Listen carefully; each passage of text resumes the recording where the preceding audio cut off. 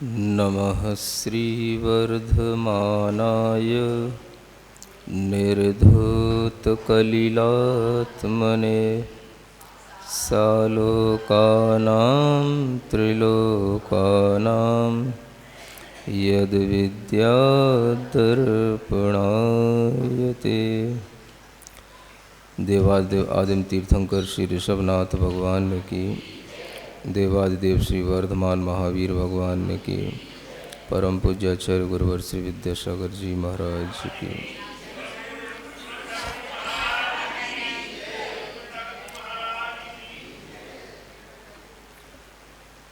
आचार्य समंतभद्र स्वामी विरचित यह रत्न करंडक श्रावकाचार, जिसमें सम्यक दर्शन के प्राप्ति के लिए देव शास्त्र और गुरु की परिभाषा को बताया जा रहा है।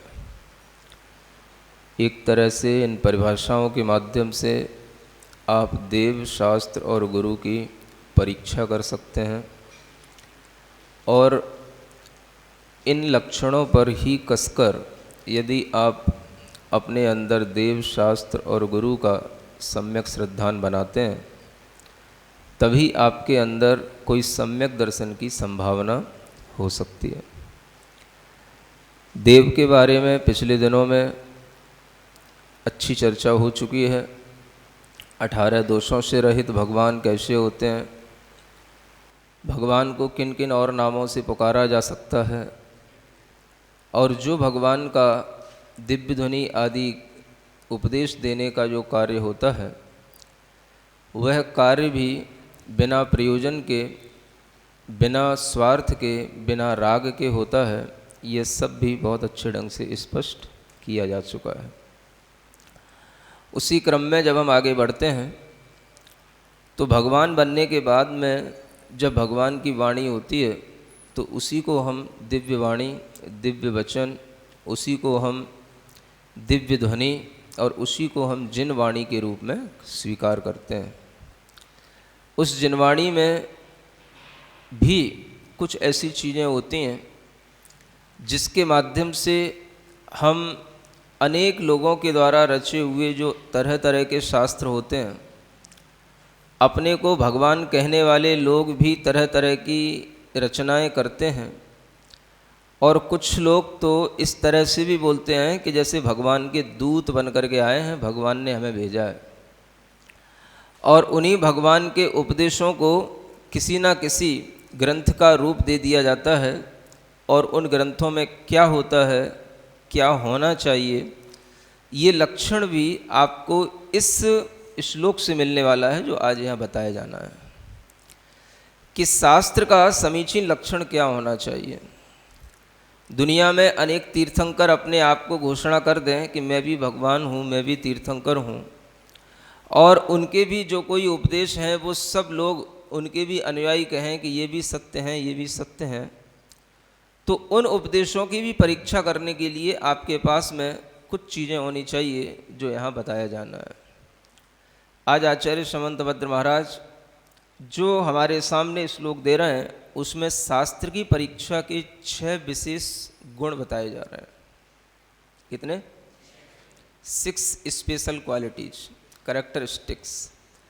किसको एग्जामाइन करने के लिए कि जो रियल स्क्रिप्चर होता है वो कैसा होता है, उसके अंदर की क्वालिटी क्या होनी चाहिए, ये बताने के लिए हमारे सामने 6 प्रकार के लक्षण दिए जा रहे हैं। उसी को पढ़ते हैं। आप्तोपज्ञ मनुल्लंघ्य मद्रष्टेष्ट विरोधकम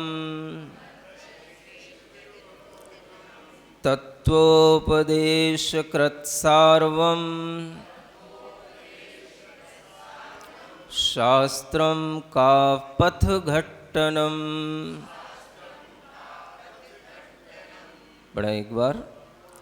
आप्तोपज्ञ मनुल्लंघ्य मद्रष्टेष्ट विरोधकम तत्वोपदेश कृत्सार्वम शास्त्रम का पथ। यह श्लोक नंबर 9 है, 9 नंबर का। कहा जा रहा है सबसे पहले तो शास्त्र उसे कहा जाएगा जो आप्तोपज्ञ हो। उपज्ञ का मतलब होता है कहा हुआ, आप्त के द्वारा जाना गया और आप्त के द्वारा ही बताया गया, उसको बोलते हैं आप्तोपज्ञ। तो आप्त की क्वालिटी आपको बताई जा चुकी है कि आप्त की परीक्षा करके ही आप ये समझ सकते हैं कि आप्त क्या होते हैं। अब जो इस तरह का आप्त हो उसके द्वारा जो कहा गया हो वही वस्तुतः शास्त्र कहलाता है। तो पहली शर्त है वह आप्त के द्वारा कहा हुआ होना चाहिए। आप्त के द्वारा अगर कहा हुआ होगा तो फिर उसमें कुछ ऐसी बातें जरूर होंगी कि वो सैद्धांतिक रूप से हर क्षेत्र हर काल के लिए लागू होने वाली हों। ऐसा नहीं होता कि वो केवल इसी समय के लिए कुछ लागू हो रही हो, आगे के लिए लागू ना हो। सिद्धांत हर समय पर एप्लीकेबल होना चाहिए। सिद्धांत उसी को कहते हैं जो ऑल टाइम के लिए एप्लीकेबल हो। ऐसा नहीं होता कि एक समय काम में आ रहा है एक समय काम में नहीं आ रहा है, वो सिद्धांत नहीं होता। सिद्धांत त्रैकालिक होता है, जो तीनों कालों में उस सिद्धांत में कोई अंतर ना पड़े उसको सिद्धांत बोलते हैं। तो इस तरह का जब कोई कथन हमें किसी शास्त्र में दिखाई देगा तभी हम कहेंगे कि वो शास्त्र आप्त के द्वारा कहा हुआ है। आप किसी भी दुनिया के शास्त्र को उठा करके देखें, इस शास्त्र के अनुसार अगर हम दुनिया में रहने वाले जीवादि पदार्थों का कोई विवेचन देखें, शास्त्रों के अनुसार किसी भी तरह की प्रकृति में रहने वाली व्यवस्था के बारे में आकलन करें तो आप पाएंगे कि किसी भी शास्त्र में त्रैकालिक व्यवस्था कुछ नहीं बताई गई। किसी भी से मतलब जो आप्त के नहीं हैं फिर भी अपने आप को भगवान का दूत घोषित करते हैं, भगवान का ही कोई अवतार घोषित करते हैं, उनके द्वारा जो कुछ कहा गया है वो शास्त्र क्यों नहीं है? क्योंकि उसमें त्रैकालिक सैद्धांतिक कोई ऐसी चीजें नहीं हैं जिन्हें ग्रहण करके हम अपना हित कर सकें। त्रैकालिक सिद्धांत तो तब बनता है जब व्यक्ति पूरे 3 लोक में रहने वाली तीनों प्रकार की कालों से संबंध रखने वाली व्यवस्था को बताने वाला हो। और ऐसी व्यवस्था वही बता सकता है जिसने सब कुछ देखा हो, सब कुछ जाना हो। तीनों कालों में प्रेजेंट, पास्ट, फ्यूचर क्या हुआ, क्या हो रहा है, क्या होगा, और तीनों कालों में कितने द्रव्य हैं, कौन से पदार्थ हैं, कब से हैं, क्यों ये आपस में बनते हैं, क्यों रहते हैं, क्यों मिटते हैं, ये सब जानकारी जिसके ज्ञान में आए वो ज्ञान ही सैद्धांतिक ज्ञान कहलाता है। बाकी तो सब कथा कहानी होते हैं, परियों की तरह परियों की कथाएं बताना, समझ आ रहा है? कहीं कोई मनुष्य के लिए किसी भी प्रकार की कहानियाँ किस्से बना करके कि मैं ऐसा था, फिर मैं ऐसा हो गया, फिर मैंने ऐसा किया, फिर मैंने ऐसा लिख दिया, और ऐसा जो है मुझे भगवान ने आदेश दिया था इसलिए मैंने ऐसा बता दिया, ऐसा ये शास्त्र इसलिए सबको मानने योग्य है। इस तरीके की बातें करने वाले दुनिया में बहुत से भगवान के दूत मिल जाएंगे। समझ आ रहा है? वो कोई भी बातें ऐसी नहीं है कि जो खंडित ना हो, क्योंकि वो सिद्धांतिक नहीं है। जो सिद्धांत होगा वो कभी खंडित नहीं होगा। ये बात अलग है कि लोग उसका कुछ मजाक बना सकते हैं लेकिन खंडित नहीं कर सकते।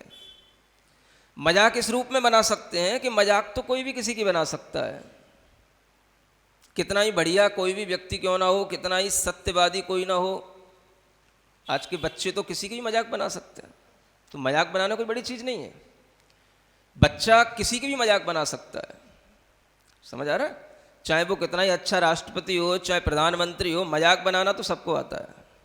तो मजाक बनाने का मतलब ये नहीं कि वो चीज़ खराब हो गई, मजाक बनाने का मतलब ये नहीं कि वो चीज़ असत्य हो गई। मजाक बनाने का मतलब ये है कि हमारी बुद्धि वहाँ तक काम नहीं कर रही इसलिए हम खींच करके उसकी मजाक बना लेते हैं, इसके अलावा हमें कोई चारा नहीं होता है। मजाक वो लोग बनाते हैं। समझ आ रहा है? जिसको बोलते हैं अंगूर मिले नहीं तो खट्टे हैं, तो लोमड़ी अंगूर की मजाक बनाती है। समझ आ रहा है? तो ऐसे ही किसी भी चीज की मजाक बना लेने का नाम ये नहीं होता कि खंडन कर दिया। समझ में आ रहा है? ये मैं आपको बताना चाह रहा हूं कि मजाक कोई भी बना सकता है, क्योंकि जो बहुत बड़ी चीज है, जो बहुत लेवल जिसका ऊंचा है, उस लेवल तक कोई ना भी पहुंचा हो तो एक छोटा सा बच्चा उसकी मजाक बना सकता है, क्योंकि मजाक बनाने के लिए वो स्वतंत्र है। समझ आ रहा है? चंद्रमा है, आकाश में है, इतना ऊंचा है। अब अगर हमें चंद्रमा की भी मजाक बनाना है तो हम चंद्रमा की भी मजाक बना सकते हैं, सूरज की मजाक बनाना है तो हम उसकी मजाक बना सकते हैं। समझ आ रहा है? सूरज जब राहु केतु के चक्कर में आ जाता है, ग्रसित हो जाता है, या बादलों की ओट में आ जाता है, तो कोई बच्चा भी मजाक बना सकता है, हाँ बहुत बड़ी शक्ति थी, बहुत प्रकाश रखता था, देखो थोड़े से बादलों की ओट में आ गया, अब कुछ भी दिखाई नहीं दे रहा है। तो मजाक बनाना कौन सी बड़ी बात है? लेकिन मजाक बनाने से कोई सिद्धांत तो नहीं टूट जाता। मजाक बनाने से सूर्य अपना प्रकाश देना नहीं छोड़ देता, मजाक बनाने से सूर्य अपने रास्ते पर चलना नहीं छोड़ देता, और काम उसी सूर्य से पड़ेगा। बादलों के ढक जाने से सूर्य का अगर हम मजाक बना लेते हैं तो इसका मतलब ये नहीं है कि हम अब सूर्य के बिना जीवित रह लेंगे, लेकिन हम मजाक बना सकते हैं सूर्य का। तो किसी ना किसी चीज का मजाक बनाने के लिए आप स्वतंत्र हैं। कवि भी स्वतंत्र होते हैं। सागर के लिए भी हम मजाक बना सकते हैं। सागर बहुत गहरा होता है, बहुत बड़ा होता है, अथाह होता है, लेकिन पानी तो उसका खारा होता है। ये कवियों की बातें हैं। जब हमें सागर का मजाक बनाना होता है तो हम सागर की भी कोई बुराई ढूंढ लेते हैं। जब हमें नदियों का मजाक बनाना होता है तो हम नदियों की भी बुराई ढूंढ लेते हैं। तो ये तो कल्पनाएं दिमाग के एटीट्यूड के अनुसार चला करती हैं। सिद्धांत कभी भी टूटते नहीं हैं। उन्हें कहते हैं अनुलंघ्य। क्या बोलते हैं? जिसका कोई उल्लंघन ना कर सके। आप अपनी बुद्धि से उन सिद्धांतों को खंडित नहीं कर सकते हैं, उसको बोलते हैं अनुलंघ्य। तो आपके द्वारा कही गई कोई चीज होगी तो वो अनुलंघ्य होगी, आप उसका उल्लंघन नहीं कर सकते हैं। उसको उल्लंघन करने का मतलब, जैसे बोलते हैं कोई भी व्यक्ति रास्ते में पड़ा उसको नाक के जाना है, क्या बोलते हैं? लांग के जाना। समझ आ रहा है? तो आप उसको लांग करके कोई दूसरी चीज को प्राप्त नहीं कर सकते हो। आप उससे ज्यादा ऊपर उठ करके कोई ज्ञान की बात नहीं कर सकते हो। सूर्य चंद्रमा की मजाक करके भी आप कोई सूर्य चंद्रमा से ऊपर की कोई चीज लांग करके दिखा नहीं सकते हो, उसको बोलते हैं अनुलंघ्य। तो ये जो आप्त के वचन हैं ये अनुलंघ्य हैं। इन्हें दुनिया का कोई भी विद्वान, कोई भी पंडित, कोई भी यूनिवर्सिटी का कोई भी साइंटिस्ट खंडित नहीं कर सकता है। इन पे ब्लेम नहीं लगा सकता है, इनको रॉन्ग नहीं कह सकता है। ये चैलेंज है। साइंस को हम चैलेंज दे सकते हैं, लेकिन साइंस कभी भी इस जैन स्क्रिप्चर्स के अंदर जो डॉक्ट्राइन्स हैं उनको कभी चैलेंज नहीं दे सकता है। ये वो सिद्धांत हैं जिनको साइंस अपने सामने रख करके चलता है और फिर सोचता है कि इतनी ऊंची चीज को हम अगर अपने सामने रख रहे हैं, लेकिन हम कितना चल पा रहे हैं या कितना प्राप्त कर पा रहे हैं, तो वो साइंस समझता है कि हम जितना पा रहे हैं वो उतना ही हमारे लिए अभी कहने योग्य है, बाकी हमारे कहने योग्य नहीं है। इसलिए साइंस वहां पर अपनी चुप्पी साध लेता है, बोलता नहीं है साइंस ऐसे विषयों में जहां पर उसके लिए बोलना नहीं आता या बोलने की वहां पर उसके लिए ज्ञान की क्षमता नहीं होती। बड़े बड़े वैज्ञानिक, आइंस्टाइन जैसे वैज्ञानिकों ने भी इस दुनिया के बारे में निर्णय नहीं दिया। आज बच्चे भ्रमित होते हैं कि पृथ्वी घूम रही है, सूर्य चंद्रमा स्थिर हैं, लेकिन शास्त्रों में बताया जाता है कि सूर्य चंद्रमा घूम रहे हैं, पृथ्वी स्थिर है। आज जो साइंस के माध्यम से हमें जो बिल्कुल दूसरी उल्टी बात सुनने में आ रही है, तो आप तो बड़ी जल्दी डिसाइड कर लेते हो।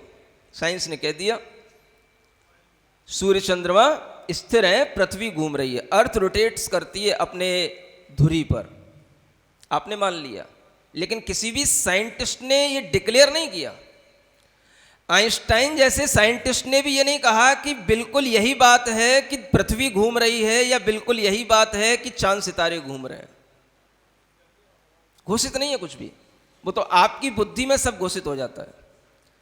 आप उसको स्वीकार कर लेते हो। जो भी बात अगर कहीं शायद भी निकलती है तो आप उसे साइंस को सबसे सुप्रीम पावर आपके दिमाग में मान करके आप उसे बिल्कुल रियल मान करके स्वीकार कर लेते हो।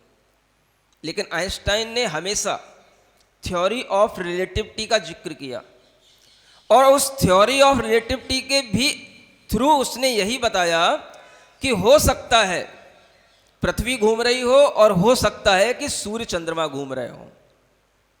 We can not decide. वो ये उसकी वर्डिंग है, समझ आ रहा है? तो साइंटिस्ट भी जब तक किसी भी चीज के बारे में अपने अंदर डिसाइड नहीं कर लेता तब तक वह बिल्कुल डेफिनेटली बोल नहीं पाता कि यहां ऐसा ही है ये, और बोल भी नहीं सकता। अगर वो साइंटिस्ट थोड़ा संवेदनशील होगा, समझदार होगा, किसी को अगर अपने नाम की मोहर लगानी है तो बात अलग है, क्योंकि उन्हें कोई झूठ नहीं बोलने का नियम नहीं होता है। ईगो सबके सामने आ जाता है कि हमको इतनी बड़ा फेम मिला है वर्ल्ड के अंदर, अगर हम कुछ भी कहेंगे तो लोग हमारी बात को वैलिड मानेंगे। तो वो जब इस तरीके के अहम में कोई भी व्यक्ति बात कहेगा तो वो कुछ भी कह सकता है और लोग मान भी सकते हैं, और वो चीज़ें क्लासों में भी चल सकती हैं और वो आपके कैरिकुलम में भी आ सकती हैं, इससे कोई मतलब नहीं है। लेकिन ये बातें कोई भी उल्लंघनीय नहीं है कि आप इनका खंडन कर सको। समझ में आ रहा है? तो जो सिद्धांत होते हैं वो त्रैकालिक होते हैं। दुनिया के किसी शास्त्र में नहीं सुनने को मिलेगा कि इस दुनिया में जीव और अजीव दो ही द्रव्य हैं। जीवों का अनंत अनंत संख्या में रहना है, अजीवों का भी अनंत अनंत पुद्गल पिंड है, और अजीवों में भी तरह तरह के अजीव पदार्थ हैं जो धर्म अधर्म आकाश और काल के नाम से जाने जाते हैं। कोई भी सिद्धांत में पढ़ने को नहीं मिलेगा, और ये त्रैकालिक सिद्धांत है। ये आज भी हैं, पहले भी थे और हमेशा से रहे हैं, रहेंगे। कोई भी व्यक्ति इस लोक को मिटा नहीं सकता है। सृष्टि की रचना न कभी हुई, न कभी सृष्टि का संहार हो सकता है। प्रलय आता है, ये बात अलग है, वो इन शास्त्रों में भी लिखा है कि प्रलय होगा, यहां कुछ नहीं बचेगा। लेकिन इसका मतलब ये नहीं कोई भगवान उसका प्रलय करने वाला आ गया, कोई महेश्वर ने इस संसार को मिटा दिया। संसार नहीं मिटता। जीव यहां नहीं दिखाई देंगे, यहां नहीं रहेंगे, दूसरे क्षेत्रों में होंगे, दूसरी जगह पर जाकर के रुकेंगे, वहां जाकर के उनका जन्म होगा। लेकिन जीव से रहित सृष्टि नहीं हो जाती। जो नहीं है उसका कभी भी अस्तित्व नहीं होता, और जो है उसका कभी विनाश नहीं होता। ये सिद्धांत हैं जिन्हें साइंस भी मानता है। जो एनर्जी है वो कभी भी डिस्ट्रॉय नहीं होती, और जो नहीं है वो कभी नई रूप में जनरेट नहीं होती। चेतना चेतना रहेगी, अचेतन अचेतन रहेगा। ये त्रैकालिक सिद्धांत दुनिया के किसी शास्त्र में नहीं मिलेंगे। इसलिए आप्त की वाणी हर किसी की नहीं हो सकती, आप्त के वचन हर किसी के वचन नहीं हो सकते। जो वचन किसी के द्वारा उल्लंघनीय न हो उन्हीं को आप्त के वचन कहा जाता है। इसलिए यहां पर दूसरा लक्षण बताया जा रहा है। पहला तो वह वचन आप्त के होने चाहिए, और अगर आप्त का वचन होगा तो वो उल्लंघनीय नहीं होगा, किसी के द्वारा वो कोई उसको खंडित नहीं कर सकेगा, कोई उसको आगे बढ़कर के कुछ नया नहीं बता सकेगा। ये दूसरी क्वालिटी है, आप्तोपज्ञम अनुल्लंघ्यम। अदृष्टेष्ट विरोधकम। तीसरी क्वालिटी बताई जा रही है कि वह जो वचन है, अदृष्ट माने होता है दृष्ट और इष्ट के विरुद्ध न हो। ये एक दार्शनिक परिभाषाएं हैं। दृष्ट माने होता है प्रत्यक्ष प्रमाण, जो प्रत्यक्ष दिखाई दे रहा है, और इष्ट माने होता है जो प्रत्यक्ष नहीं है, जिसे हम अनुमान से जानते हैं। ऐसे दो तरह के ज्ञान काम करते हैं। एक प्रत्यक्ष ज्ञान होता है, एक परोक्ष ज्ञान होता है, या अनुमान ज्ञान होता है। उन ज्ञानों से वह विरोध को प्राप्त नहीं होना चाहिए जो हमें बताया जा रहा है। प्रत्यक्ष को आप समझ सकते हो, जो हमें दिख रहा है, जानने में आ रहा है, जिसे हम डायरेक्ट नॉलेज बोलते हैं। एक इनडायरेक्ट नॉलेज होती है जिसे हम परोक्ष ज्ञान बोलते हैं। तो डायरेक्ट नॉलेज में ये सबको जानने में आता है। अग्नि गर्म होती है, जीव का जन्म होता है, मृत्यु होती है, तो मृत्यु होने के बाद जीव के संस्कार मृत्यु उपरांत भी जहां जन्म होता है उसके अंदर वो रहते हैं। ये आज साइंस से सब प्रूव्ड हो चुका है, प्रत्यक्ष में भी ये देखने में आ रहा है। अब अग्नि को कोई ठंडा कहे तो ये बात किसी भी तरह के तर्क सिद्धांत के योग्य नहीं है, इस पर हम तर्क आगे बढ़ा ही नहीं सकते हैं। तर्क उस पर किया जाता है जो चीज सिद्धांततः एग्जिस्ट करती हो। अगर हमें यह सिद्ध करना होगा कि अग्नि गर्म है तो सिद्ध करेंगे, और आप अगर ये बात लेकर के बैठ जाएंगे कि अग्नि ठंडी होती है तो हम आपके चक्कर में नहीं पड़ेंगे। समझ आ रहा है? जज भी वही केस लेता है जिस केस में कुछ सत्यता होती है। कुछ जज के लिए लगता है कि हाँ ये केस आगे चल करके कोई हम इसका कंक्लूजन दे पाएंगे, वही केस हाथ में लिया जाता है। समझ आ रहा है? तो जो बातें बिल्कुल प्रत्यक्ष से विरुद्ध हैं उन बातों को यदि बोला जाएगा तो वो बातें तर्क सिद्धांत में नहीं आती हैं। जैसे हमने कहा ये विधवा, ये बांझ का बेटा है, क्या बोला? अब बांझ का बेटा कैसे हो जाएगा? जो बांझ जानते हो, बंध्या का पुत्र है। जिस स्त्री के लिए पुत्र की उत्पत्ति ही ना हो, ऐसी मान लो उसके अंदर योग्यता ही नहीं है, तो उसको बंध्या कहा जाता है। अब हम उससे कहें कि ये बंध्या पुत्र है, तो भाई बंध्या का पुत्र कैसे हो गया? नहीं समझ आ रहा? तो हर चीज पर तर्क नहीं होता है, तर्क उसी चीज पर होता है जो चीज प्रत्यक्ष और परोक्ष प्रमाणों से सिद्ध होने योग्य होती है। समझ में आ रहा? तो इसलिए आचार्य कहते हैं जो सिद्धांत होता है वो प्रत्यक्ष और परोक्ष प्रमाणों से विरोध को प्राप्त नहीं होना चाहिए। प्रत्यक्ष प्रमाण हम देख रहे हैं, अगर हम कहें मनुष्य है, पशु है, तो ये हमें प्रत्यक्ष प्रमाण से दिखाई दे रहे हैं। अगर हम इनको नकारें कि ये मनुष्य नहीं है, ये पशु पक्षी नहीं है, तो ये क्या है? अगर हम इनको नकारें ये तो सब माया है, माया है। माया क्या होती भाई? ये तो तुम्हें भ्रम हो रहा है, जो तुम किसी को मनुष्य देख रहे हो, किसी को पशु पक्षी के रूप में देख रहे हो, वस्तुतः तो सब एक ब्रह्म है, सब ब्रह्म है। बाकी जो आपको ऊपर दिख रहा है वो सब माया है, माया है। तो ये बात गलत होती है। जो हमें दिखाई दे रहा है, जानने में आ रहा है, वो गलत नहीं होता है, वो प्रत्यक्ष प्रमाण कहलाता है, उसको स्वीकार किया जाता है। समझ आ रहा है? डायरेक्ट नॉलेज भी जो होती है वो भी वैलिड होती है। अगर हम प्रत्यक्ष प्रमाण को ही स्वीकार नहीं करेंगे तो फिर दुनिया में कोई भी न्याय अन्याय के बीच में कोई डिफरेंशिएशन हो ही नहीं सकेगा। समझ आ रहा? जब हर चीज माया ही है, ना कोई पुरुष है ना कोई स्त्री है, तो फिर अनाचार, दुराचार, हिंसा, ये चीजें क्या होंगी? फिर माया है, माया में ही आकर के उसने किसी माया के साथ में कोई माया कर डाली। कोई क्या करे? माया है। अब जज भी बैठ जाए जजमेंट देने के लिए तो वो भी बोले भैया माया के चक्कर में, उसने माया के चक्कर में पड़ गया, उसने माया के काम कर लिया। माया तो माया ही है, प्रभु की माया है, मैं क्या करूं उसमें? मैं क्या उसमें जजमेंट दूं कि इसको फांसी पे लटका दोगे, इससे क्या लेना देना है? समझ आ रहा है? तो ये चीजें गलत कहलाती हैं, ये डॉक्ट्राइन्स गलत हैं। जो ये बोला जाता है कि सब दुनिया माया है, माया क्या होती है? दुनिया ही अगर माया हो गई तो फिर दुनिया में सच्चाई कुछ बची नहीं। फिर अग्नि को गर्म कहा जाना, जल को तरल कहा जाना, पृथ्वी को कठोर कहा जाना, मनुष्य के स्वभाव को मनुष्य जैसा बताना, पशु पक्षियों के स्वभाव में अलग ढंग का परिवर्तन देखना, ये सब अगर अपना अलग अलग उनका कैरेक्टर नहीं होगा तो उनके अपने अपने फिर लक्षण कैसे घटित होंगे? जब सब कुछ माया ही हो जाएगा तो ऐसे सिद्धांत नहीं माने जाते हैं। तो आचार्य कहते हैं प्रत्यक्ष से जो चीजें प्रमाणित होती हैं उन्हें हम प्रमाण मानते हैं, और वो विरोध को प्राप्त नहीं होनी चाहिए। प्रत्यक्ष जो ज्ञान में दिख रहा है उसके विपरीत बात मत करो आप। समझ में आ रहा है? कभी आपको पृथ्वी घूमती हुई दिखी है? किसी को दिखी है? किसी साइंटिस्ट ने देखी है जिसने ये डिक्लेयर किया है कि पृथ्वी घूमती है? किसी साइंटिस्ट ने आज तक पृथ्वी को घूमते हुए देखा है? पृथ्वी क्या कोई ऐसा एक गोला है कि एक पार्ट है कि बस भाई उतना ही है और हम उसको घूमते हुए देख रहे हैं? जहां पर हम बैठे हैं उसी चीज को हम घूमते हुए कैसे देख सकते हैं? अगर हम उस चीज को घूमते हुए देख रहे हैं तो हम उसकी परिधि पर क्या चक्कर लगाते हुए उसको घूमते हुए देख रहे हैं कि उसके अंदर बैठ करके उसे घूमता हुआ देख रहे हैं? समझ आ रहा है? जैन दार्शनिक जो होते हैं इतने प्रश्न आपके सामने रखेंगे कि आपको अगर एक भी प्रश्न के उत्तर में बाधा आ गई तो आपको पराजित मान लेंगे। समझ आ रहा है? आप तो हो पढ़े लिखे, क्या बोले, अंधे लोग समझ आ रहा है ना? जो कह दिया सो मान लिया।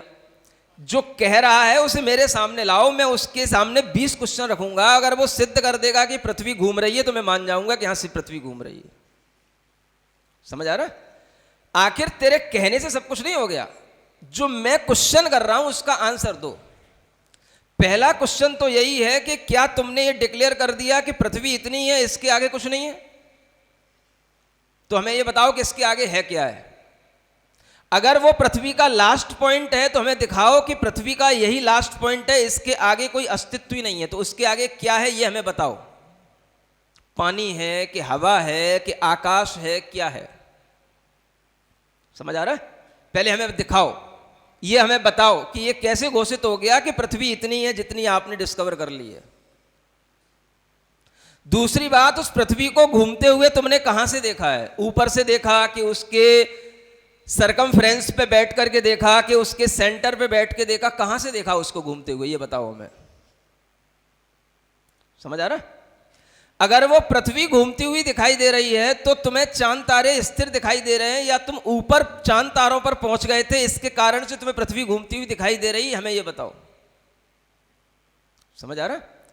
अगर आपके लिए यहां पर बैठने के बाद में, यहां पर आपके द्वारा देखने के बाद में कभी भी आपको, अगर देखने पर, अनुमान लगाने पर आपके ज्ञान में कभी भी ये नहीं आता कि पृथ्वी घूम रही है, तो ये भी प्रत्यक्ष प्रमाण से विरुद्ध है।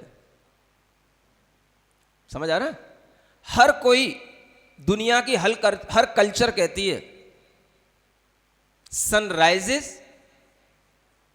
And sunset. समझ आ रहा है? सनराइज हो रहा है, सूर्य उग रहा है, सूर्य आ रहा है। सूर्य आ रहा है इसका मतलब क्या है? जो चलेगा वही तो आएगा, जो चलेगा वही तो जाएगा। अर्थ सेट कब हुआ है? हमेशा से यही तो कहने में आया, सनराइज हो रहा है, सनसेट हो रहा है। ये अर्थ कब से घूमने लग गई? जो उगेगा वही तो जाएगा, वही तो सेट होएगा, वही तो अस्त को प्राप्त होएगा। तो जो चलेगा वही तो अपनी यात्रा शुरू करेगा। जहां से हम देखते हैं हमें दिखाई देता है कि सूरज का गमन हो रहा है, सूर्य चल रहा है, चंद्रमा भी हमें घूमता हुआ दिखाई देता है। शाम के 8 बजे देखो, रात के 12 बजे देखो, उसकी डायरेक्शन कहां से कहां हो जाती है। अब आप कहो हम घूम गए, आपका दिमाग घूम गया समझ आ रहा है ना? हाँ, और वो दिमाग घूमता है, और जब आपका दिमाग घूमेगा तो आपको दुनिया ऐसी घूमती दिखाई देगी। अगर नहीं पता हो तो एक कभी लट्ठा पकड़ करके, जो खंबा होता है ना, थंब, उसको पकड़ करके पहले आप घूम जाना। पहले खूब चक्कर काटना, बच्चे चक्कर काटते हैं। समझ आ रहा है ना? और फिर चक्कर काटने के बाद में फिर आप देखना दुनिया कैसी है। समझ आ रहा है? फिर तुम चिल्लाओगे, ओ मैंने डिस्कवर कर लिया, दुनिया घूमती है, दुनिया घूमती है, दुनिया घूमती है। दुनिया नहीं घूम रही, तुम्हारा दिमाग घूम रहा है। समझ आ रहा है? तो जो चीजें हमेशा से चली आ रही हैं वो गलत नहीं है। सूर्य का उदय होता है, रात्रि में चंद्रमा का उदय होता है, सूर्य का गमन होता है, सूर्य का अस्त हो जाता है, सूर्य अपनी परिधि पर चक्कर लगाता है। तभी सूर्य और चंद्रमा की गति से ही पूरा ज्योतिष शास्त्र चल रहा है। और आज भी सबको ज्योतिष शास्त्र इसी बात पर मान्य है। दुनिया का कोई भी कैलेंडर उठा लेना, उस पर लिखा होगा चंद्र गति के अनुसार ये तिथियां बन रही हैं। चंद्र गति, पृथ्वी की गति तो आज तक किसी कैलेंडर में नहीं आई। सूर्य गति के अनुसार दिन होते हैं और चंद्रमा की गति के अनुसार तिथियां बनती हैं। आज तक किसी ज्योतिष ने, किसी भी देश के ज्योतिषी ने कभी पृथ्वी की गति के अनुसार कोई तिथियां नहीं बताई। समझ में आ रहा है? लेकिन आप लोगों के दिमाग में भूसा इतनी जल्दी भर जाता है पढ़े लिखे होने के नाम के कारण से। समझ आ रहा है? कि उसको निकालना बड़ा कठिन है और भरना बड़ा इजी है। समझ आ रहा है? अगर आपके लिए ये ज्ञान होगा तभी आपके लिए कुछ दिशाएं आपका निश्चय होगा। दुनिया में यही माना जाता है कि जहां से सूर्य उदित होगा वो दिशा पूर्व होगी। हम सूर्य के ऊपर डिपेंड हैं, सूर्य की गति के ऊपर डिपेंड हैं। अर्थ की गति के ऊपर डिपेंड कब से होने लगे? अर्थ में गति कब से होने लगी? अगर अर्थ की गति के ऊपर डिपेंड होते तो फिर हम अर्थ का कोई कॉर्नर ढूंढते कि भाई अर्थ जब घूमते हुए यहां से वहां पहुंच जाए तो पूरब हो जाएगा, और अगर अर्थ के घूमने से वो पूरब हो रहा है तो फिर पूर्व डायरेक्शन कभी एक जैसी नहीं रहेगी। पूरब दक्षिण पश्चिम उत्तर कभी एक जैसे नहीं रहेंगे, क्योंकि आप घूम तो रहे हो ना। आप जिस जगह पे बैठे वो चीज घूम रही है। आज हमने मंदिर बनाया, ये पूर्व दिशा में मंदिर है। अब कल को ये पृथ्वी घूमेगी तो क्या होगा? सूर्य तो स्थिर है, अब ये मंदिर कल की जगह कहां पहुंच जाएगा? दक्षिण दिशा में पहुंच जाएगा। क्या तरीका है ये? अब तुम कहोगे उसके ही अनुसार सूर्य भी घूम जाएगा, तो सूर्य कैसे घूम जाएगा?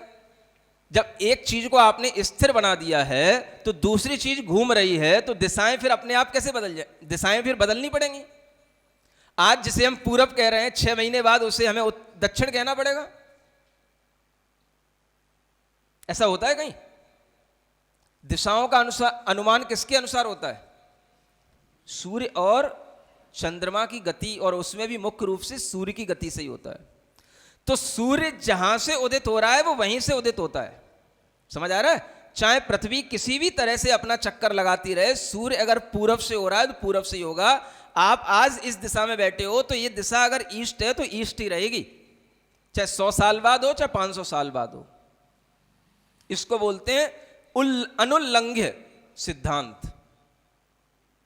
समझ आ रहा है? और अगर इन सिद्धांतों का आप उल्लंघन करने लगो तो जो शास्त्र उल्लंघन करेंगे, जो साइंस उल्लंघन करेगी, वो साइंस गलत सिद्ध होगी। समझ में आ रहा है? इसलिए यह कहा जा रहा है कि जो त्रैकालिक सिद्धांत होते हैं वो कभी किसी के द्वारा खंडित नहीं हो सकते हैं। उनके बियॉन्ड कोई अपनी नॉलेज को लेकर नहीं जा सकता है।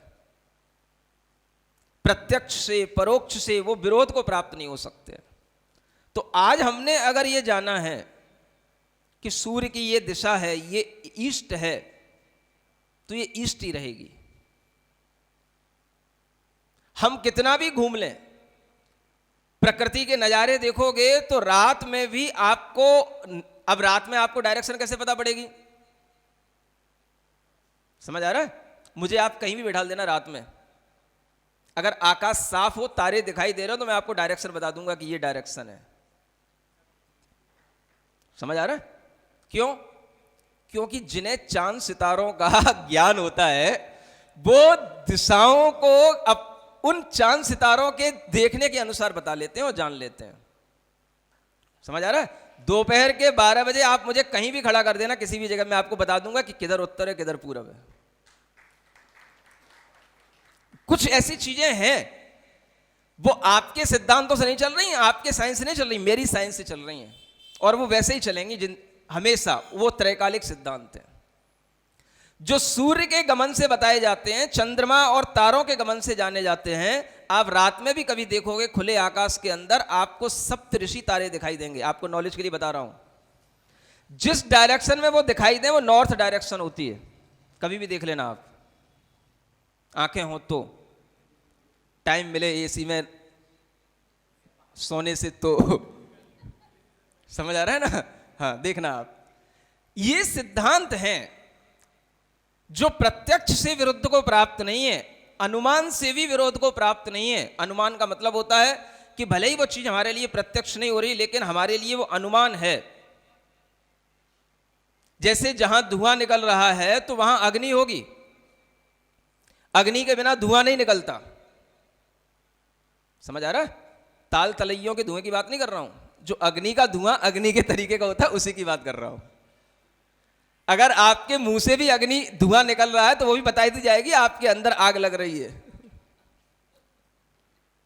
समझ आ रहा है? हाँ, वाष्प अलग चीज है और धुआं अलग चीज है, ये ध्यान रखना। तो अगर कहीं धुआं निकल रहा है तो बिना अग्नि के धुआं नहीं निकलेगा। गैसों का उठना, वाष्प होना अलग बात है, और जो धुआं अग्नि का होता है, वो धुआं अगर जो जानता होगा तो वो देखेगा धुआं है तो माने यहां अग्नि है। ये अनुमान ज्ञान कहलाता है।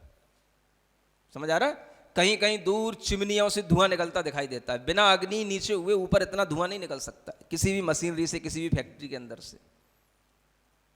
तो यह कहलाता है अनुमान ज्ञान। तो कभी भी इस तरह के अनुमान ज्ञान विरोध को प्राप्त नहीं होते। बच्चे ने जन्म लिया, जन्म लेने के बाद ही आप देखोगे वो मां के स्तनों से चिपकता है, रोएगा, मां उसे अपने स्तनों में लगाएगी, तुरंत चुप हो जाएगा। बच्चों को किसने सिखाया ये सब चीजें? ये अनुमान ज्ञान से जाना जाता है। इसके अंदर संज्ञा है, इसके अंदर भूख है, ये इसके अंदर संस्कार है भूख मिटाने का। कहां से आया? पहले जन्म में भी ये था इसके अंदर संस्कार, इसलिए इस जन्म में भी इसके अंदर संस्कार अपने आप आया। इसको बोलते हैं अनुमान ज्ञान। अपने आप नहीं आ गया। समझ आ रहा है? ये हुए बिना उसका पिछला जन्म सिद्धि नहीं होगा। अगर उसके अंदर संज्ञा नहीं होगी तो वो मां के कभी आंचल से चिपकेगा ही नहीं।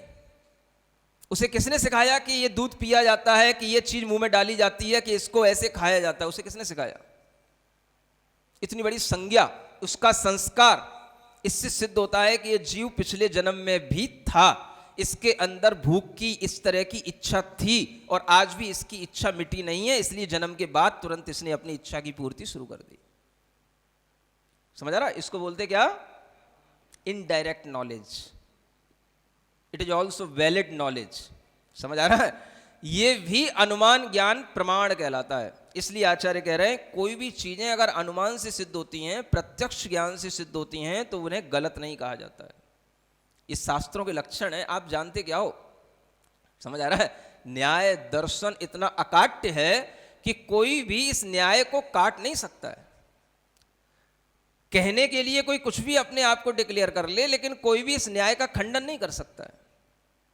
फिर सबसे बड़ी बात, तत्वोपदेशकृत। शास्त्र का लक्षण क्या होना चाहिए? चौथा, तत्व का उपदेश देने वाला होना चाहिए। तत्व क्या होता है? जो बहुत ही इसेंशियल चीजें होती हैं उसे तत्व कहा जाता है, जिसके माध्यम से आप उस तत्व को जान भी लो और उस तत्व की प्राप्ति भी कर लो, वो तत्व ज्ञान कहलाता है। तत्व माने सारभूत वस्तुनिष्ठ ज्ञान, उसको तत्व ज्ञान बोलते हैं। कौन सा ऐसा शास्त्र है जिसमें तत्व ज्ञान दिया गया, ये बताओ मुझे। समझ आ रहा है? दुनिया के किसी भी, अरे ये तो तत्वार सूत्र तो जैन शास्त्र हो गए, दुनिया के और शास्त्रों की बात कर रहा हूं मैं। कौन सा तत्व ज्ञान मिलेगा? आप कोई भी तरीके का किसी भी संप्रदाय का कोई बड़े से बड़ा शास्त्र पढ़ लो, कौन सा तत्व ज्ञान मिलेगा आपको? तत्व ज्ञान क्या होता है? क्यों हम संसार में दुखी हैं, संसार के दुख का अंत करने के लिए हमें क्या करना है, कैसे संसार के दुख का अंत होकर के हमें अपना आत्मिक सुख मिलेगा, आत्मिक सुख कैसा होता है, आत्मिक सुख की क्या क्वालिटी होती है, वहां आत्मिक सुख कैसे प्राप्त करने के लिए क्या क्या हमें करना पड़ता है, ये सब नॉलेज को बोलते हैं तत्व ज्ञान, जो हमारे काम की होती है। परियों की कहानियों का नाम तत्व ज्ञान नहीं होता, बच्चों की कथाओं का और जातक कथाओं का नाम तत्व ज्ञान नहीं होता, थोड़ी सी कहीं पर प्रेम, भाईचारा, अहिंसा का वर्णन कर दिया तो उसका नाम तत्व ज्ञान नहीं होता। ये तो सब इन्हीं शास्त्रों से थोड़ा थोड़ा लिया हुआ ज्ञान है, जो हमने अपने शास्त्रों में रख लिया ताकि उनकी थोड़ी सी कीमत हो गई, अन्यथा वो किसी कीमत के ना होते। अगर उनमें थोड़ा भी अहिंसा, क्षमा, प्रेम का वर्णन ना होता तो आज दुनिया में वो शास्त्र कोई काम के ना होते। समझ आ रहा है? ये अहिंसा, क्षमा, प्रेम, ये सब यहीं से आया। जब हम जीव को जीव के रूप में देखेंगे, जब हम जीव के अंदर का जीवत्व देखेंगे, तभी हमारे अंदर दूसरे के प्रति उसके बचाने की भावना होगी, तभी हमें तत्व ज्ञान होगा कि हमें अपना भी हित करना, दूसरे का भी हित करना। इसलिए एक आगे टाइटल दिया, पांचवी क्वालिटी बताई, सार्वम। सार माने होता है जो सबका हित करने वाला हो, सबके लिए अच्छा हो, for the welfare of all living beings, इसी को बोलते हैं। हेल्पफुल हो हर ह्यूमन के लिए नहीं, पूरा ऑल लिविंग लाइफ, जितना भी जीवन जीने वाले लोग हैं उन सबके लिए काम की वो चीज होनी चाहिए। इसको बोलते हैं सार्व, सबका हित करने वाला। दुनिया में ऐसा कौन सा शास्त्र है जो सबका हित करने वाला हो? दो चीजें दुनिया के हर शास्त्र में मिलेंगी, या तो भगवान के नाम पर जीवों के प्राण लिए जाते हैं बलिदान के रूप में, समझ आ रहा है, या फिर भोजन के नाम पर जीवों के प्राण लिए जाते हैं आहार भोजन के रूप में, समझ आ रहा है। जीवों का प्राण नहीं लेना, दुनिया में कोई भी ऐसा शास्त्र नहीं है जो आपको यह सिखाए कि जीवों के प्राणों की रक्षा करो।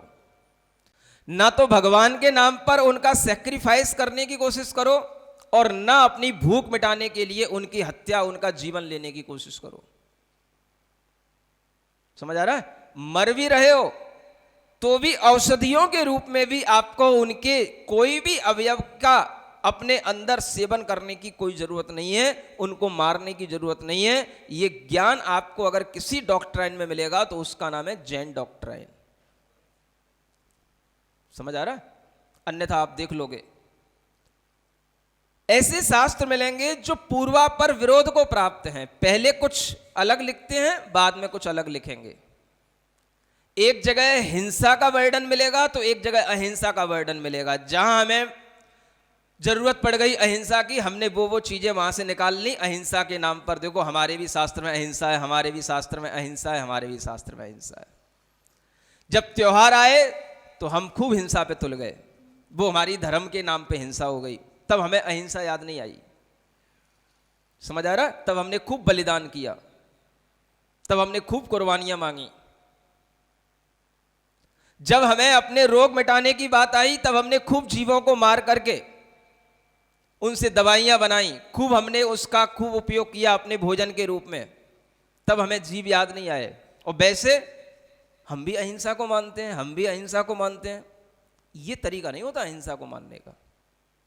इसको बोलते पूर्वापर विरोध, पहले कुछ कह रहे हो बाद में कुछ कह रहे हो, ये विरोध को प्राप्त होता है। जैन सिद्धांतों में, जैन शास्त्रों में आपको कहीं भी ऐसा विरोध नहीं मिलेगा कि कहीं पर हिंसा का समर्थन हो, कहीं पर अहिंसा का समर्थन हो। हिंसा माने हिंसा है। यह बात अलग है कि वो आपके लेवल में आपको करने को छूट दी गई है, लेकिन वो धर्म नहीं कहा गया। समझ आ रहा, हिंसा को धर्म नहीं कहा गया। यह बात अलग है कि उसके बिना आप जी नहीं सकोगे, इसलिए वह भी सूक्ष्म रूप से हिंसा कही गई है, लेकिन वो धर्म नहीं है। धर्म तो उससे भी ऊपर उठने का है, अहिंसा का है। ये जो जैन सिद्धांतों में हमें पूर्वापर जो विरोध दिखाई नहीं देना, यही सिद्ध करता है कि ये शास्त्र अपने आप में प्रमाणिक हैं। प्रमाणिकता का निश्चय करने के लिए किसी भी ग्रंथ का ये हमारे लिए ये कसौटी का ज्ञान होना चाहिए, सभी का हित करने वाले हों। अब जब आप किसी प्राणी को मारेंगे तो उनका हित कैसे हुआ? धर्म के नाम पर उनका यज्ञ करेंगे, उनको होम करेंगे, किसी भी तरह से जो है उन प्राणियों की हिंसा करेंगे तो वो धर्म कैसे हुआ? समझ आ रहा है? और आप डिक्लेयर करो कि ये जो मर रहे हैं, ये जो हिंसा हो रही है, ये सब स्वर्ग जाएंगे। अरे भाई क्या स्वर्ग जाएंगे? जो मरते समय चीख रहा है, चिल्ला रहा है, तुम्हारे होम करने से, तुम्हारी अग्नि में डालने से वो स्वर्ग जाएगा? इस तरीके के डिक्लेरेशन करने वाले जो शास्त्र होंगे वो प्रामाणिक नहीं कहलाएंगे। और उनको बनाने वाले कोई भी व्यक्ति वो भी कहेंगे हमारे शास्त्र भी अनादि हैं। अनादि का मतलब जानते हो? अपौरुषेय कहा जाता है। कुछ ऐसे भी शास्त्र हैं दुनिया में जो कहते हैं जिन्हें किसी पुरुष ने नहीं बनाया। तो कब से हैं? तो जैसे आप बोलते हो अनादि से हैं, वैसे वो बोलते हैं अनादि से। समझ आ रहा है? उसको बोला जाता है अपौरुषेय। भाई किसी पुरुष के द्वारा बना हुआ नहीं है। ये कौन सी बात होती है? कोई भी शब्द, कोई भी अक्षर जब तक पुरुष नहीं लिखेगा तब तक अपने आप वो अक्षर कैसे लिख जाएगा? और कोई ऐसे अक्षर हों कि जो बिल्कुल अकाट्य हो गए हों, वो भी नहीं है। कोई ऐसी भाषा हो जो सबके ज्ञान में आ रही हो, वो भी नहीं है। जिसने लिखा है अगर वो लिखने वाला कोई नहीं है तो उसका अर्थ बताने वाला कौन होगा? फिर एक बात हमें ये बताओ कि भाई ये इसका अर्थ है। समझ आ रहा है? तर्क ऐसे दिए जाते हैं, खंडन ऐसे किया जाता है। अगर उन शास्त्रों को लिखने वाला कोई पर्सन नहीं है, कोई पुरुष नहीं है, तो उसका आपने ये एग्जैक्ट अर्थ मीनिंग कैसे निकाल लिया कि इसका मीनिंग यही है? क्योंकि जब लिखने वाला है ही नहीं है तो उसका मीनिंग बताने वाला भी वो नहीं है, तो मीनिंग बताने वाला दूसरा हो गया, तो इसका मतलब है कि लिखने वाले का मीनिंग अलग था, बताने वाले का मीनिंग अलग है। क्या सुन रहे हो? सो तो नहीं गए? सो तो सकते ही नहीं नींद तो सबकी उड़ जाएगी, है ना, चाहे कितना ही सैद्धांतिक दार्शनिक विषय क्यों ना हो, लेकिन आप सो नहीं सकोगे इस सभा में, है ना, ये तो बात गारंटी की है। तो आपके सेंस में क्या चीज आ रही है? जिन सिद्धांतों के बारे में हम अपनी परीक्षा की कोई भी अपने दिमाग में कसौटी नहीं रखते हैं, उन सिद्धांतों को हम खरा कैसे कह सकते हैं? समझ आ रहा है? और कोई कुछ भी डिक्लेयर कर देता और चलता है, बढ़िया चलता है, दुनिया में हर चीज बिकती है, असली से ज्यादा नकली बिकती है। बस पैकेज अच्छा होना चाहिए, बोलने वाला अच्छा होना चाहिए, बस बेचने वाला, बस उसका एजेंट, उसका डिलीवरी करने वाला, बस वो बस बढ़िया होना चाहिए, फिर देखो सब चीज बिकती है। समझ आ रहा है? तो जो ये कहे जा रहे हैं हमारे शास्त्र अपौरुषेय हैं, क्या बोलते हैं? हाँ, कभी आप पढ़ना सिद्धांतों में तो मिलेगा। तो अपौरुषेय कैसे हो गए भाई?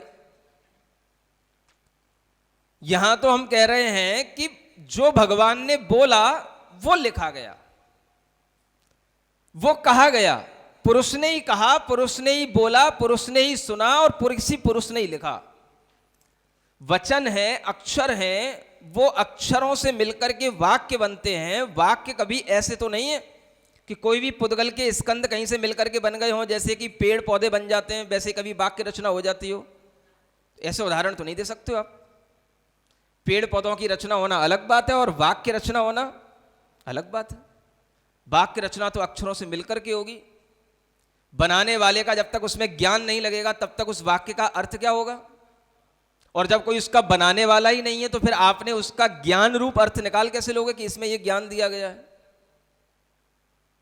समझ आ रहा है? वचन की उत्पत्ति ज्ञान के बिना नहीं होती है। क्या सुन रहे हो? बोल कौन रहा है? वचन की उत्पत्ति कहां से हो रही है? माइक से हो रही महाराज। बोल कौन रहा है? देखो माइक बोल रहा है। अभी लाइट चली जाए ना तो वचन की उत्पत्ति रुक जाएगी आपकी। तो कौन बोल रहा है? बोलो बोलो, कौन बोल रहा है? समझ आ रहा है? तो ऐसे भी लोग हैं दुनिया में।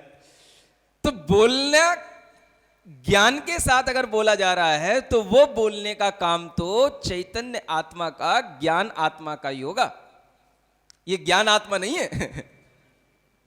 समझ आ रहा है? ये बोल तो रहा है लेकिन ये ज्ञान आत्मा नहीं है। ये वह बोल रहा है जो ज्ञान आत्मा बोल रहा है। अपने मन से कुछ नहीं बोल रहा है। मैं मानता हूं ये भी बोल रहा है लेकिन ये वो नहीं बोल सकता जो ज्ञान आत्मा ना बोले और ये बोल जाए। ये वही बोलेगा जो ज्ञान आत्मा बोलेगा। समझ में आ रहा है? तो बोलने वाला ज्ञान होता है। वचन से ही रचना होती है पदों की, उसी से शास्त्र बनते हैं। तो कोई भी शास्त्र अपौरुषेय नहीं होते हैं, पौरुषेय ही होते हैं, पुरुष के ही द्वारा बनाए हुए होते हैं। समझ में आ गया? तो ऐसे शास्त्र ही सबका हित करने वाले होंगे। फिर एक अंतिम चीज दी गई, शास्त्रम कापथ घट्टनम, है ना। छठवां विशेषण क्या दिया? कापथ का घट्टन करने वाले हो। कापथ माने जो कुपथ हैं, जिन पे चल करके लोगों को दुख मिलेगा, उसका जो खंडन करने वाले हों। समझ आ रहा है? उसको गलत कहने की जो ताकत रखते हो, वही शास्त्र शास्त्र कहलाता है। सर्वधर्म समभाव का मतलब ये नहीं कि आप गलत को भी सही स्वीकार करते चले जाओ। सर्वधर्म समभाव का मतलब यह है कि वो चीज आपकी दृष्टि से सही है। क्या कहा जा रहा है? आपकी दृष्टि से वो चीज सही है, लेकिन इसका मतलब ये नहीं कि वो सर्वथा सही है। समझ में आ रहा? माने कि अगर हमने ये सुन लिया, अगर हमने मान लिया कि साइंस कह रही है कि चांद तारे स्थिर हैं, पृथ्वी घूमती है, तो मैं ये कह सकता हूं कि साइंस की दृष्टि से पृथ्वी घूम रही है, चांद तारे स्थिर हैं, साइंस की दृष्टि से। यूं नहीं कह सकता कि वो हर दृष्टि से यही बात सही है। शास्त्र की दृष्टि से, प्रकृति की दृष्टि से, धर्म की दृष्टि से ये सत्य है, ऐसा नहीं कहा जा सकता। ठीक है, आपके साइंस की दृष्टि से सही होगा, इतना कहा जा सकता है। तो दृष्टि का मतलब हो गया एक एस्पेक्ट, एक अपेक्षा। वो आपकी अपेक्षा से सही मान करके हम आपसे लड़ेंगे नहीं, ये बात ठीक है, लेकिन हम आपकी दृष्टि को गलत भी सिद्ध करने की ताकत रखेंगे अगर आप उसको सत्य बनाने की कोशिश करोगे। तो अगर आप ये मान लोगे कि मेरी दृष्टि में ये सत्य है और आपकी दृष्टि में ये सत्य है, तो मैं भी इस बात के लिए एग्री हो जाऊंगा। इसलिए मैं आइंस्टाइन को साइंटिस्ट मानता हूं और किसी को नहीं मानता। समझ आ रहा है? क्योंकि उसने यही आपेक्षिकता का सिद्धांत दिया, थ्योरी ऑफ रिलेटिविटी। एक दृष्टि से मुझे लगता है कि पृथ्वी स्थिर है, फिर वो कहता है कि एक दृष्टि से मुझे लगता है कि पृथ्वी घूम रही है।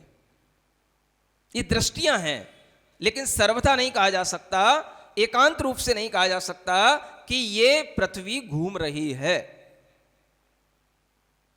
समझ आ रहा है? तो जब तक उसने कोई डिसीजन नहीं दिया तब तक तो चलो ठीक है कि किसी भी एस्पेक्ट में आप कोई बात कर रहे हो। और उसने ये भी बताया कि ऐसा क्यों है। जब हम पृथ्वी को घूमता हुआ मान करके किसी भी तरीके का मेजरमेंट करते हैं एस्ट्रोलॉजी का, तो वो मेजरमेंट करने में हमें सुविधा मिलती है, ये उसका लॉजिक है। इसलिए हमें ऐसा मानना पड़ता है। तो ये आपकी दृष्टि हो सकती है, लेकिन सर्वथा सत्य तो नहीं हो सकता। समझ आ रहा है? ये अपने लिए जब ये ज्ञान में आ जाता है तो आचार्य कहते हैं हर की दृष्टि को स्वीकार तो करो, हर दृष्टि वाले को उस दृष्टि की अपेक्षा से मानो, लेकिन इसका मतलब ये नहीं है उसको सत्य मानो, सर्वथा सत्य मानो। आपकी दृष्टि वो चीज सही हो सकती है, लेकिन वो चीज सर्वथा सत्य नहीं है। सर्वथा सत्य तो जो सत्य है सर्वथा वही होगा।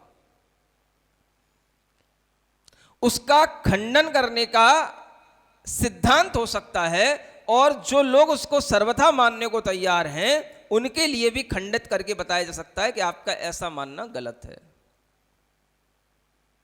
समझ आ रहा? क्योंकि वो पैरामीटर जो जजमेंट देने वाले होते हैं उनके पास में होते हैं।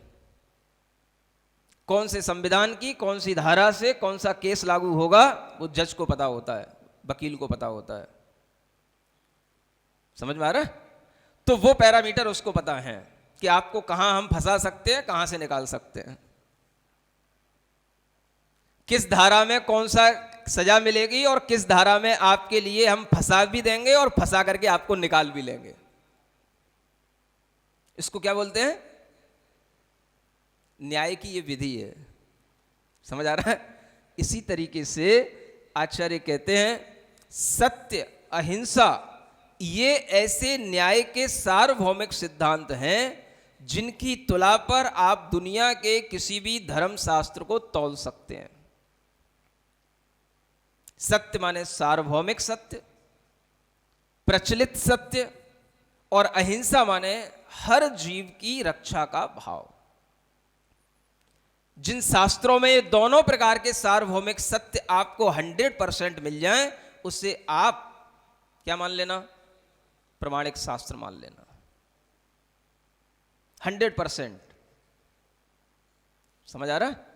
इसलिए ये शास्त्र की पहचान करने के जो हमें 6 सिद्धांत बताए हैं, 6 हमें तरीके दिए हैं, इन्हें हर व्यक्ति को ध्यान में रखना चाहिए। 6 हो गए कि नहीं? कि मैं ही कहे जा रहा हूं? बताओ कौन सा? पहला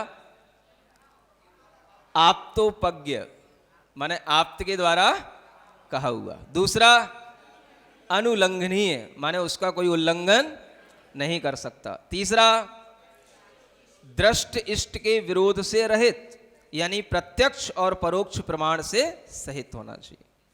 चौथा तत्व का उपदेश करने वाला यानी जीवों को संसार के दुख से उठाकर मोक्ष देने वाला।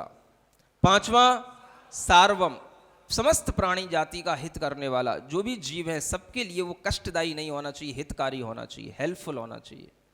और छठवां जो कुमार्ग पर चल रहे हैं, कुपथ पर चल रहे हैं, उनसे वह दूर करने वाला हो, सन्मार्ग पर चलाने वाला हो, उन कुमार्गों का भी सिद्धांतों का खंडन करने वाला हो, ऐसा वह शास्त्र होगा तो वह प्रामाणिक शास्त्र माना जाएगा। समझ आ रहा है? मुझे पता नहीं था कि शास्त्र की डेफिनेशन में ही इतना समय हो जाएगा, पूरा 1 घंटा हो जाएगा। है अब हो गया तो हो गया, कोई बात नहीं। आप इस शास्त्र की जानकारी रखें, गुरु की जानकारी आपको कल दी जाएगी। बोलो महावीर भगवान की।